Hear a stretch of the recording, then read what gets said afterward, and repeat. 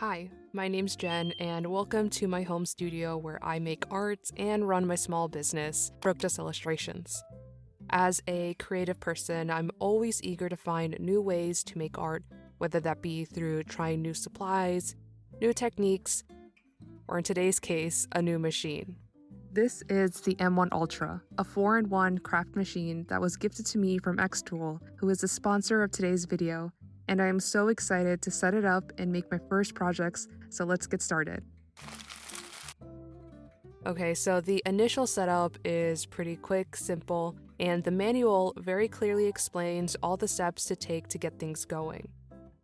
Now, I did have my first introduction with laser machines last year when I received the F1 portable laser machine, so I already have the xTool Creative Space software downloaded onto my computer. I just need to do a quick update.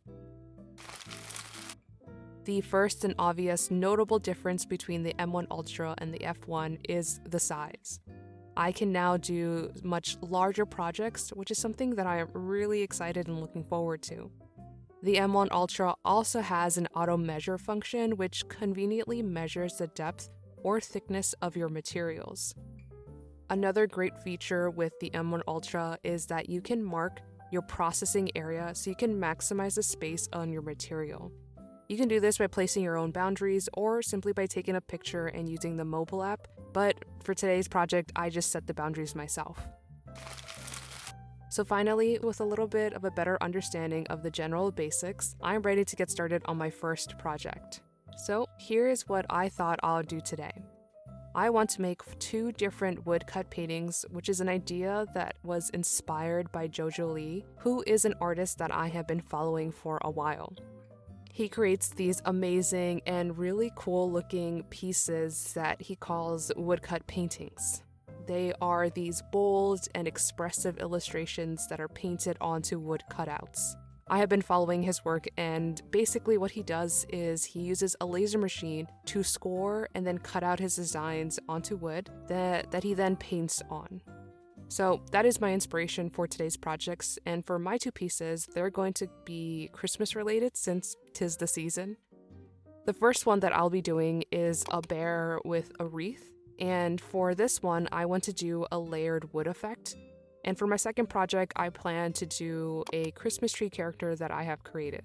So with a plan in mind, I'm ready and excited to bring these ideas to life. The first thing that I have to do is digitize my plants. To do this, I will be using Procreate, and I'm using the Studio Pen brush for the line arts. It is a brush that is included with Procreate, and it is a nice solid brush with no texture, which I think would work best for the line art that I'm making. And I have turned up the stabilization and streamline settings just to help me get smoother, more clean lines. Once I have the designs ready, I then airdrop them as transparent PNG files to my computer to import it into the xTool Creative Design space. I'm starting with the wreath bear design, and I set it to engrave the design and then to cut out the outline.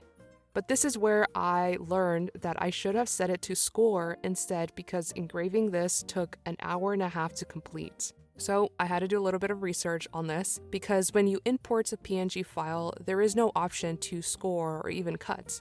But you can create an outline or do a trace to get these functions for your designs. I didn't know this beforehand, so this is like new information for me.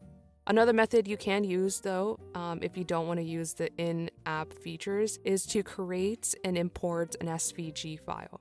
SVG stands for Scalable Vector Graphics, and what I learned is that laser machines use SVG because they're a vector base, meaning that they can be resized without losing quality, which is essential and crucial for precise laser cutting and engraving when you want to maintain intricate details at different scales. Procreate is a raster or pixel-based app and cannot create SVG files, so I had to look for another way to do this, and the easiest way that I found to turn my designs into an SVG file was by using INKSCAPE, which is a free software. I'll leave the link for the tutorial video that I followed for using INKSCAPE, but it's actually quite simple, and I like using this method because I like to know that everything is nice and good and it's going to come out the way I want it to before I import it into the creative design space. So with all the new knowledge and better understanding, I am going to import the SVG file of my Christmas tree character and set it to score the design and then cut out the outline, which was just so much faster and only took about 10 minutes to complete. This is what I will be sure to continue doing for any future projects that I make. Now comes the fun part. Once everything is cut out, I am ready to paint. I will be using Holbein acrylic gouache and black Posca pens to paint my wood cutouts. Now, these pieces aren't super detailed and I only used a few colors, but painting did take me the longest to do. Since starting my online art business, I have almost exclusively made digital art, so I felt very rusty and I was definitely out of practice with my traditional skills. I mean, I love creating digital arts, and I definitely have sharpened my skills with it over the years, and I've developed a style that I really do love. With digital art, it's also so much easier to create and share my products like my coloring books, which I just love creating so much. But there's just something about traditional art making that just feels different.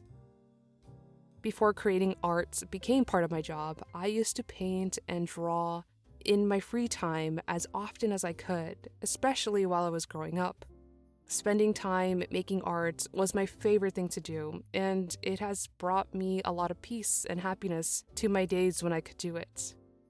Art still does that for me, and I wish I could spend all of my days at my desk painting the hours away. That would be the dream life, of course, but as have I grown my business, there are just so many other roles, responsibilities, and tasks that take away my time and attention. But taking the time to make something like this, these wood cutout paintings, felt really good to do, and I'm glad that I was able to combine both digital and traditional art making. It felt good to kind of come back into practice, or at least try to come back into practice with my painting skills. And so once I finished painting all the pieces for the wreath bear, I attached them together using some wood glue. I love how this one turned out, and I think it looks very cute and it's a fitting decor piece for the holiday season.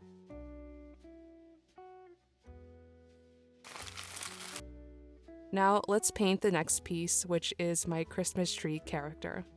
Again, I will be using acrylic gouache and the black Posca pens to paint, but before I did all that, I did apply a white primer.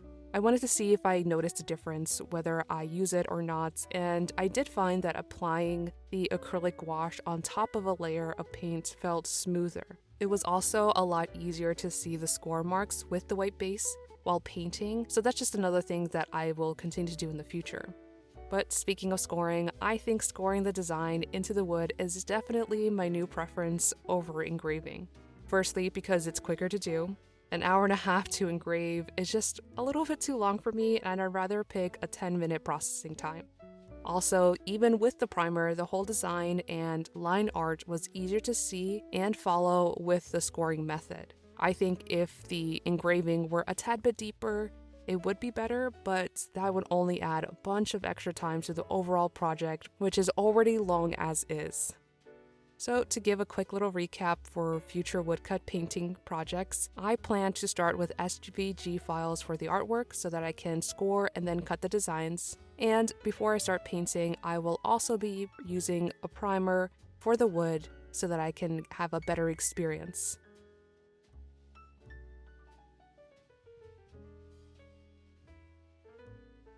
Now, as I finish painting this second piece, let me share some fun details about the M1 Ultra.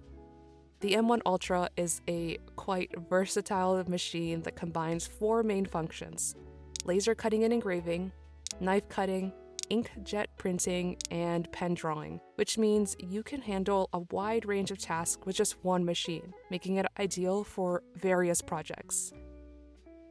And since it has the capabilities of 4 different machines in one, it can also be a cost-effective way that also saves you space by reducing the number of separate machines you may need to get.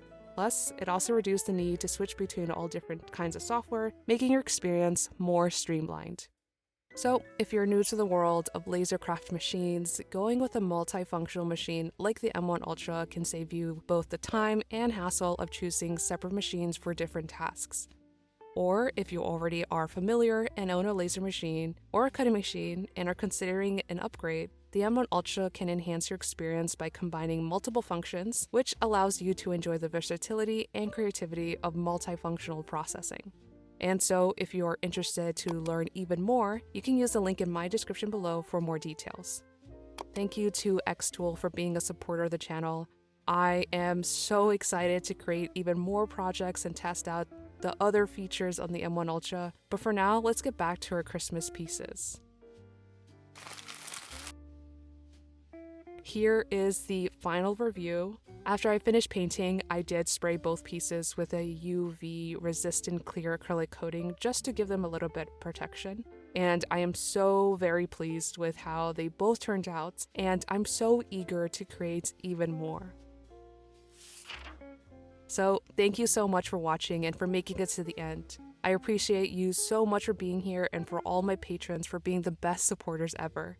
I actually also made the Christmas tree character as the sticker for this month's Patreon rewards. Here is a quick look at everything else that I'm offering for December. So if you'd like to get these in the mail, plus monthly sketchbook tours, podcast episodes, and extra coloring pages, be sure to sign up before the end of the month. Thanks again to xTool for being a supporter of the channel, and be sure to check out the M1 Ultra using the link below if you're on the market for one. I hope that you have a creative rest of your day or week ahead, and I'll see you all in the next one. Bye!